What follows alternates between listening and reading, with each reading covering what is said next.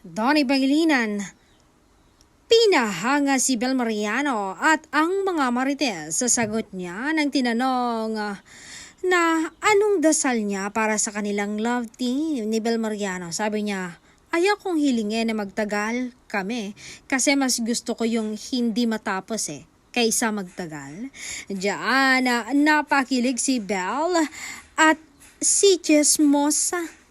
Hirit pa ni Marites, galing naman nun. Bigla akong talagang napaisip at talagang na-impress si Bel at ako sa sagot mo.